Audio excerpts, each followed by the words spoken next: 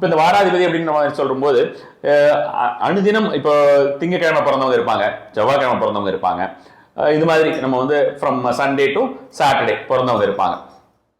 அவங்க கண்டிப்பா அவங்க பிறந்த ஒரு வாரம், அதாவது எந்த நாள் இருக்கிறதோ அந்த ஒரு நாளிலே, பர்த்டேல நான் சொல்லலை, திங்கக்கிழமை பிறந்தவங்க திங்கக்கிழமை அப்படின்றது, சனிக்கிழமை பிறந்தவங்க சனிக்கிழமை, கண்டிப்பா அந்த ஒரு நாட்களிலாவது கோயிலுக்கு போவது, அப்படி கோயிலுக்கு போகும்போது ஒரு விளக்கேற்றுவது அப்படின்ற மாதிரியான விஷயமாக செய்வதுங்கிறது நல்ல ஒரு பலன் தரக்கூடியதா இருக்கும்னு வச்சுக்கோங்களேன். அந்த கிரகத்திற்கு உண்டான ஒரு எண்கள் வரிசையில நம்ம வந்து விளக்கேற்றி வருவதும் அதிகப்படியான ஒரு பலன் தரக்கூடிய விஷயமா இருக்கும். உதாரணத்துக்கு வந்து பார்த்தோம்னா, இப்போ ஒரு ஞாயிற்றுக்கிழமையில பிறந்திருக்காருன்னா ஒரு விளக்காவது ஏற்றுறதுங்கிறது, திங்கக்கிழமையில 2 விளக்கு, அதே மாதிரி வந்து பார்த்தோம்னா செவ்வாய்க்கிழமையில 9 விளக்காக ஏற்றுறதுங்கிறது, ராகு காலத்தில் அமாவாசை அப்படின்ற மாதிரியான, அஷ்டமி அந்த மாதிரியான விஷயங்கள் பிறந்திருக்கிறவங்க எல்லாமே வந்து பார்த்தோம்னா உங்களுக்கு வந்து 4 விளக்கு ஏற்றுறது அப்படின்ற மாதிரியான விஷயங்களாகட்டும், பௌர்ணமியில பிறந்திருக்கிறவங்க 8 விளக்கு ஏற்றுவது, சனிக்கிழமையில் பிறந்திருக்கிறவங்க 8 விளக்கு ஏற்றுவது அப்படின்ற மாதிரியான விஷயங்களாகட்டும், புதன்கிழமையில பிறந்தவங்க 5 விளக்கு ஏற்றுவது, வியாழக்கிழமையில பிறந்தவங்க 3 விளக்கு ஏற்றுறது, வெள்ளிக்கிழமை பிறந்தவங்க 6 விளக்கு ஏற்றுறது, இப்படி சோன் இந்த மாதிரியான விஷயங்கள் எல்லாம் செய்யறதுங்கிறது நல்ல பலன் தரும். டிபெண்ட்ஸ் ஆன் தேர் கண்டிஷன், அவங்களுக்கு வந்து என்ன மாதிரியான தேவைகள் இருக்கிறதுங்கிறது.